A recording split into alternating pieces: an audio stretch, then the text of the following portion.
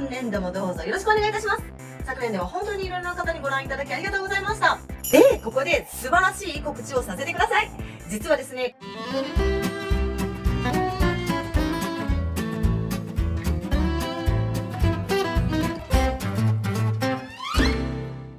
ということで皆様明けましたおめでとうございます。2026年ハッピーニューイヤーボナね。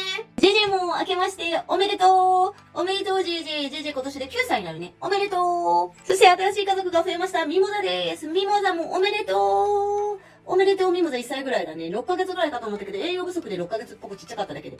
1歳のミモザです。今回ですね、タイトルをちょっとどうしようかなと思ったんですけれども、その理由っていうのはやっぱり47ですね、私は。20代、30代の頃の写真も載せるんですけれども、やっぱりそのウエストがやっぱりちょっと太くなったなとか、同じような食生活のはずなんだけどちょっと太くなったなとか、やっぱりお尻が垂れてきたなとか、やっぱりほうれい線気になるなとか、絶対的に同じではないんですね。やっぱ20代と変わらぬ気力はあるかもしれないけど、表面的にシワはやっぱり出てくるし、もう全く同じかと言われるとそこは違う。で、戻し返しとして言わせていただくとですね、何がダメかって言ったら、日本人でよくある、頑張るぞ頑張ります合計っていうのは、実は、交感神経優位と呼ばれるもので、何がいけないかっていうと、筋収縮、血流の上昇、それから戦闘態勢に体がなるんですね。汗が出てきて、涙が出てきて、交感神経優位で。何がダメかっていうと、その交感神経優位によってエイジングが加速されるんです。私が13年間続けてきた佐藤リンパケアとかその逆のことをやっていて、優しく触って副交感神経優位でリラックスした状態で空を立てる。筋収縮をほどいて筋肉を緩めることで口腔、胸腔、腹腔を立てるっていうことをずっと推奨している。そして交感神経と副交感神経についても言及しているケアなんですね。例を挙げましょう。例を挙げると分かりやすい。皆さんよくドラッグダメって言いますよね。薬絶対ダメみたいな。廃人だからダメ。あれなんでダメかご存知ですか？薬、コカインとか覚醒剤はなぜダメかというとですね、交感神経優位にする薬を科学的に入れてるんですね。だからつまり、常に疲れない。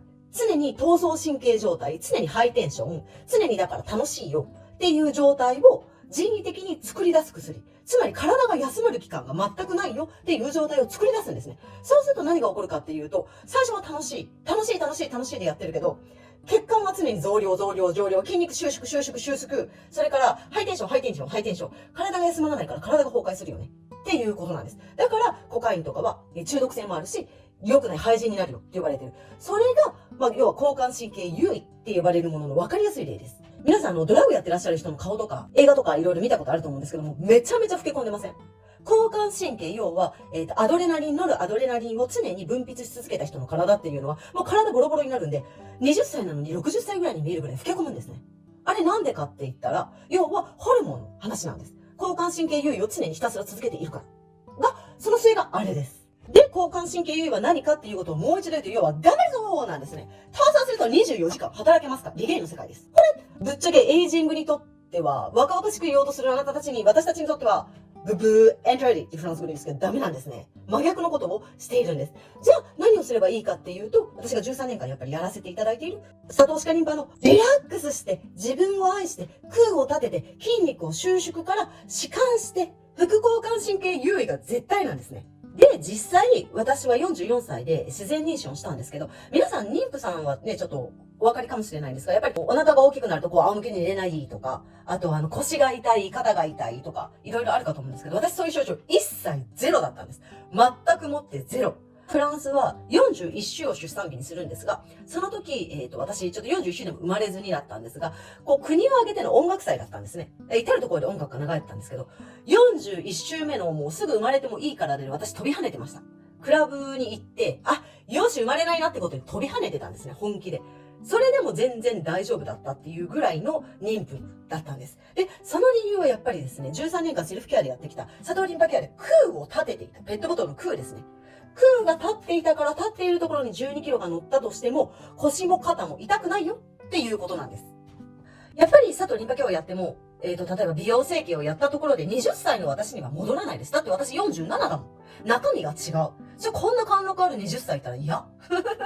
でも、機能は体をメンテナンスすることで、機能は20代でも30代でも負けないような状態に維持することはできるんです。できてるんです、実際。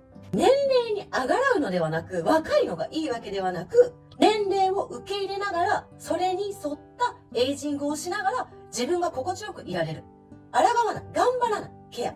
自分を愛して、自分をこれでも悪くないって思える自分でいられること。これが私のエイジングになります。で、ここで素晴らしい告知をさせてください。実はですね、この佐藤リンパケアの考案者の佐藤先生と私は13年前にご縁をいただいたんですけれども、その佐藤先生、日本ではもう全くほぼほぼ教えることのない佐藤先生が2月11、12、13と来仏されます。そしてこのパリ1区のうちのアトリエで超少人数制で直接お教えくださいます。ウェーイ！詳細は概要欄に載せておきます。もうだいぶお席は埋まってきてしまっているのもあるのですが、ご都合が合う方はヨーロッパ全土から集まられますので、ぜひぜひご興味のある方ご連絡ください。本当に自分の体と向き合いたい方、一生ものの技術を創始者である佐藤先生から学べる本当にレアな機会をパリで開催いたします。2月11、12、13、午前午後に分かれます。